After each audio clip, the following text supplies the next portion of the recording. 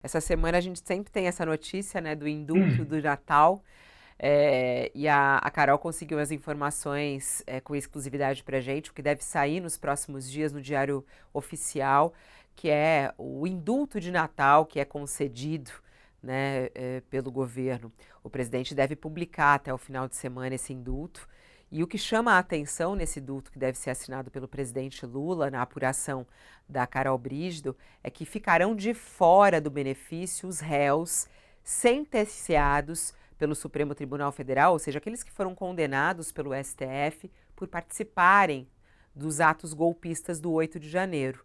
O STF já condenou 30 executores dos ataques, com penas que variam de 3 a 17 anos de prisão. O ministro Alexandre de Moraes também determinou ontem a libertação de 46 investigados e manteve a prisão de outros 66. O grupo está em prisão preventiva, ou seja, ainda não foi submetido a julgamento. Bom, o indulto de Natal deste ano também deve excluir integrantes de facções criminosas e condenados por crime hediondo, tortura, terrorismo, lavagem de dinheiro, além de peculato, corrupção, preconceito de raça, entre outros. O texto do decreto foi aprovado ontem à noite pelo Conselho Nacional de Política Criminal e Penitenciária, que é ligado ao Ministério da Justiça, mas quem dá a palavra final mesmo é o presidente Lula. E por isso essa expectativa se ele realmente deve fazer isso, que foi aprovado ontem. O que você acha, Josias? Esse indulto deve realmente excluir os condenados no 8 de janeiro? Sim, deve, inclusive porque eles foram recém-condenados, né? E não faria sentido que já fossem beneficiados com um indulto. Você tem que cumprir um período mínimo da pena para se credenciar a esse indulto. Nos governos do Temer e do Bolsonaro, esse nobre conceito do indulto ele foi avacalhado. O Temer incluiu entre os beneficiários da clemência natalina os ladrões de dinheiro público e o Bolsonaro beneficiou os bandidos de farda, civis e militares, né? O Lula optou por retirar desse primeiro decreto do indulto, do terceiro mandato dele, optou por retirar as perversões, essas perversões que avacalharam o indulto, que é uma tradição nobre e que precisa ser respeitada. Está previsto na Constituição, é um ato discricionário do presidente da República, mas não pode se confundir com um prêmio a criminosos ou condescendência com o crime, né? Você precisa, essa exclusão dos condenados do 8 de janeiro, por exemplo, além de ser uma obviedade, ela é necessária, porque a condenação acabou de acontecer, né? E não faria sentido que esses presos já tivessem o indulto. Essa avacalhação feita pelo Temer e pelo Bolsonaro, uma das características foi justamente a de conceder perdão muito além do razoável, né? O Bolsonaro chegou a perdoar 83% das penas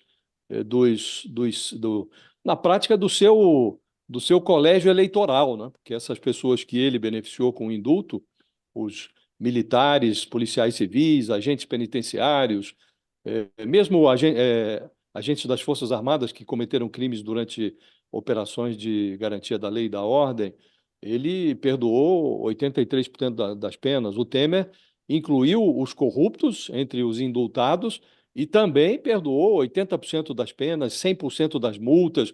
Então, era uma avacalhação que não podia perdurar. No caso do Temer, inclusive, a procuradora da República da época, a Raquel Dodge, chegou a recorrer ao Supremo. O ministro Luiz Roberto Barroso suspendeu o indulto, mas depois o plenário decidiu que era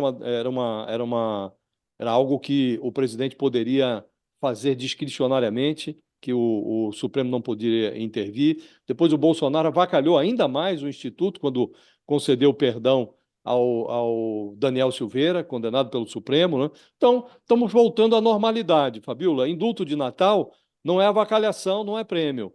É algo que deve ser feito com parcimônia pelo presidente da República, é, obedecendo aos critérios que são listados, observados pelo órgão do Ministério da Justiça que está habilitado para fazer isso.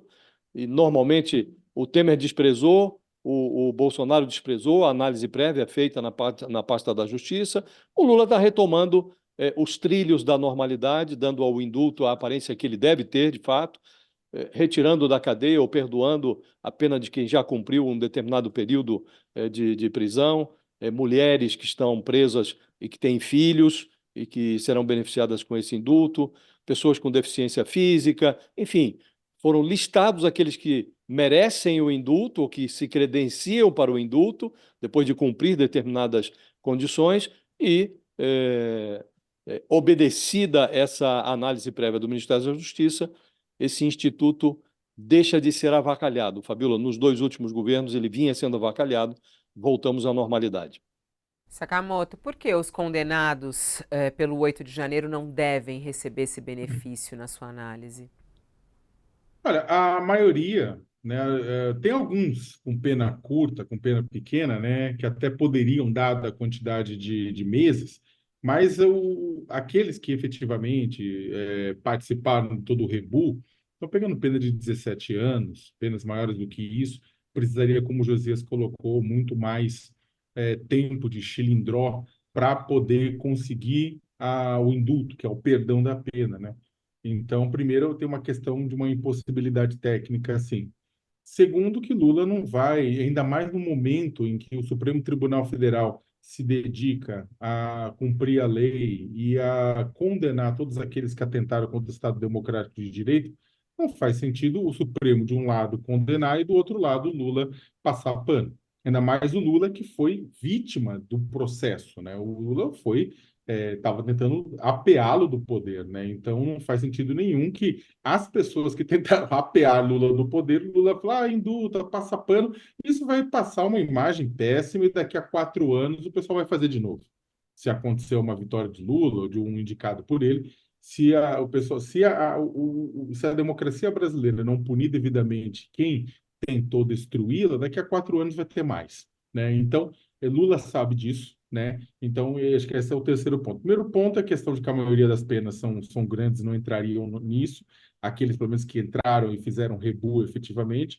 Dois, que não faz sentido Lula bater de frente com o STF no momento que o STF está tentando colocar ordem no barraco. Três, Lula é o principal beneficiado no sentido, não no sentido de benefício não previsto, mas ele era o principal prejudicado. Foi ele que era a principal vítima junto com o Estado Democrático de Direito. Estava tentando tirar ele do poder, então não faz sentido o STF punir alguém por exatamente tentar tirar o Lula do poder, e o Lula chega e fala, não, tudo bem, né? Aí na próxima, capô. Então, o que acontece? E aí eu concordo com o Josias, né? E também, quarto, o indulto é uma coisa séria, não é para ser utilizado por interesse político dos envolvidos, como Jair Bolsonaro fez, inclusive servindo para brigar com o STF. No caso do Daniel Surra de Gato Morto Silveira, ele, né, teve isso, tanto é que depois o Supremo acabou revertendo a própria decisão do Bolsonaro, que foi tomada com um único cunho político e para poder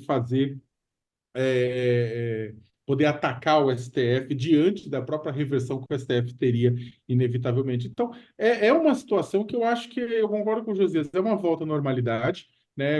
Não faz sentido nenhum por questões técnicas, questões políticas, questões jurídicas, questões de bom senso que o Lula faça isso, né? É uma notícia importante que a nossa colega traz, mas ao mesmo tempo é quase a notícia maior seria se o Lula resolvesse tirar o pessoal da cadeia. Aí seria um escândalo. Se o pessoal Lula hoje resolvesse dar o indulto para quem do 8 de janeiro, seria um escândalo. Entendeu? Então, é notícia, claro, mas o escândalo seria se Lula resolvesse falar, não, perdoar, né? Porque significa que Lula não leva tão a sério assim a importância da democracia, coisa que ele já mostrou que leva, né? Então, é isso, Fabiola. Eu acho que significa que a gente está voltando aos eixos, voltando aos trilhos.